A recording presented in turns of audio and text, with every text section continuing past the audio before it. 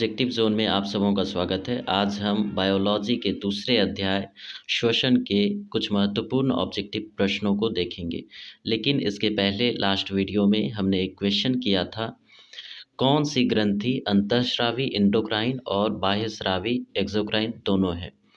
अंतःस्रावी ग्रंथियाँ वैसी ग्रंथियाँ होती है जिसके द्वारा हार्मोन्स का स्राव होता है। ये नलिका विहीन होती है और हार्मोन्स डायरेक्ट ब्लड में मिलते हैं और विभिन्न ऑर्गन्स के बीच कंट्रोल एंड कोऑर्डिनेशन का कार्य करते हैं। वहीं बाह्य स्रावी ग्रंथि वैसी ग्रंथियां होती है जो नलिका युक्त होती है जिसके द्वारा एंजाइम्स का स्राव होता है। तो इनमें से अग्नाशय जो कि फिगर में यहाँ दिखाया गया है, अग्नाशय जो कि स्टोमक के साइड में रहता है, ये ऐसी ग्रंथि है जो कि अंतःस्रावी और बाह्यस्रावी, इससे हार्मोन्स का भी स्राव होता है और एंजाइम्स का भी स्राव होता है। तो अग्नाशय इसका राइट आंसर हो जाएगा। आज का पहला प्रश्न है, कोशिकीय ईंधन सेल्यूलर फ्यूल निम्न में किसे कहते हैं। ग्लूकोज, कार्बोहाइड्रेट, वसा, प्रोटीन। ऊर्जा के उत्पादन के लिए कोशिका मुख्य रूप से ग्लूकोज का उपयोग करते हैं। श्वसन में ये ग्लूकोज टूट करके एनर्जी का उत्पादन करता है, अतः ग्लूकोज को कोशिकीय ईंधन भी कहते हैं। अगला प्रश्न है, वह प्रक्रिया जिसके द्वारा मनुष्य श्वास ग्रहण करता है तथा छोड़ता है क्या कहलाता है। श्वसन, श्वासोच्छ्वास, प्रश्वास, उच्छ्वास। श्वास लेना और छोड़ना एक प्रकार का भौतिक प्रक्रिया है, यह श्वसन नहीं है। श्वसन एक जैव रासायनिक प्रक्रिया होता है जिसमें ग्लूकोज ऑक्सीजन की उपस्थिति में टूट करके एनर्जी रिलीज करते हैं। तो इसका राइट आंसर हो जाएगा श्वास लेना और छोड़ना, यह प्रक्रिया श्वासोच्छ्वास कहलाता है। अगला प्रश्न है, वह संरचना जो ट्रैकिया में भोजन के प्रवेश को रोकता है क्या कहलाता है।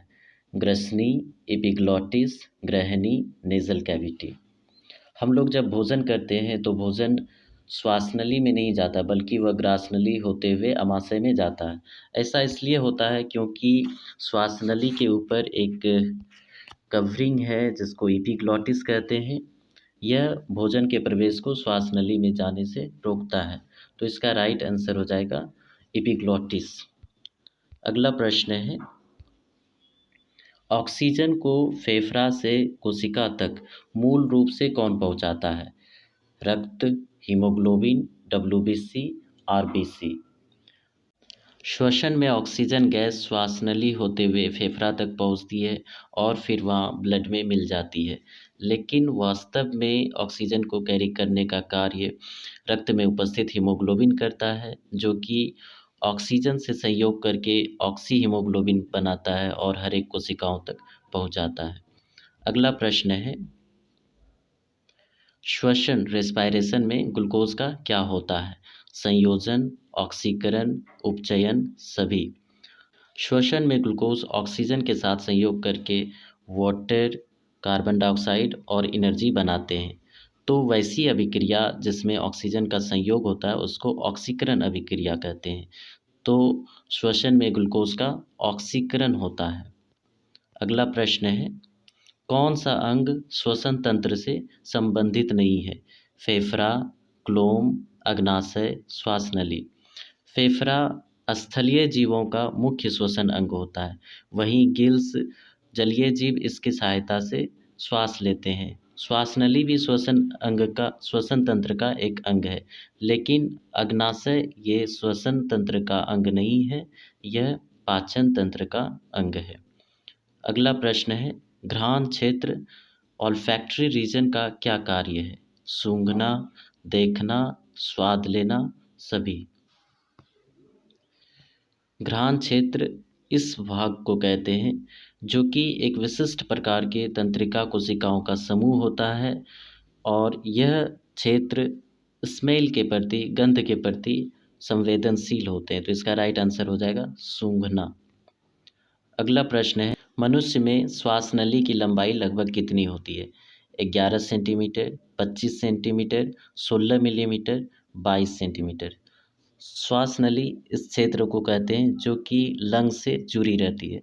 मनुष्य में इसकी लंबाई 11 सेंटीमीटर होती है। अगला प्रश्न है, निम्न में कौन से जीव त्वचा द्वारा शोषण करते हैं? मछली, मच्छर, सांप, केंचुआ। मछली हम लोगों को पता ही है, यह गिल्स के द्वारा शोषण करती है। मच्छर ट्रैकिया श्वास नली के द्वारा शोषण करता है।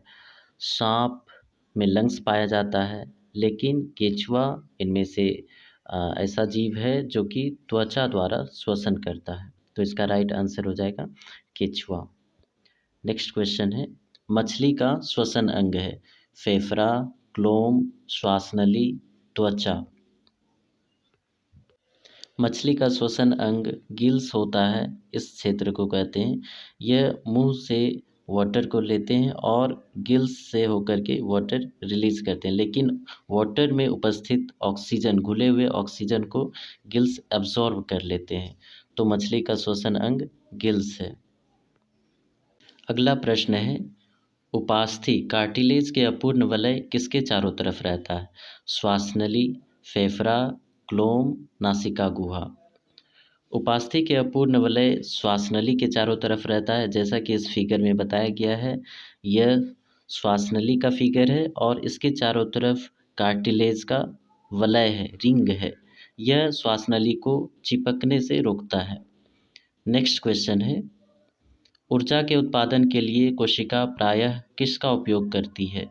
ग्लूकोज, एमिनो अम्ल, वसा, विटामिन। यदि हम श्वसन के रिएक्शन को देखें तो ऊर्जा का उत्पादन हो रहा है, ग्लूकोज ऑक्सीजन के साथ संयोग करके एनर्जी रिलीज करते हैं।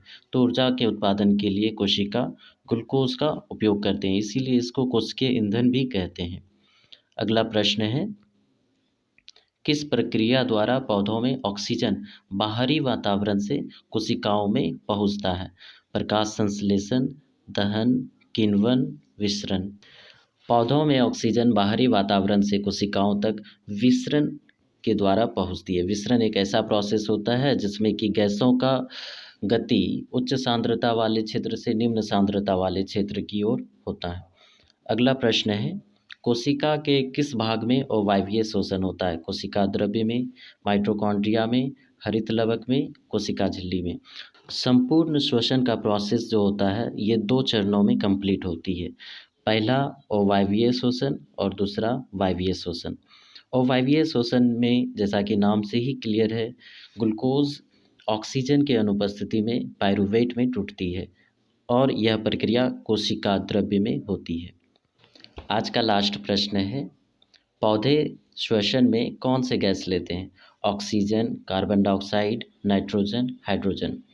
जैसा कि सबों को पता है, सभी जीव श्वसन करते हैं और एनिमल्स, जितने भी एनिमल्स हैं वो सारे श्वसन में ऑक्सीजन लेते हैं, लेकिन क्वेश्चन है पौधे श्वसन में कौन से गैस लेते हैं? इसका राइट आंसर आप हमें कमेंट कीजिएगा। इसका नेक्स्ट पार्ट जल्द ही अपलोड किया जाएगा और नेक्स्ट वीडियो में इसका हल बताया जाएगा कि पौधे श्वसन में कौन से गैस लेते हैं। तब तक के लिए इसको प्रैक्टिस करें। धन्यवाद।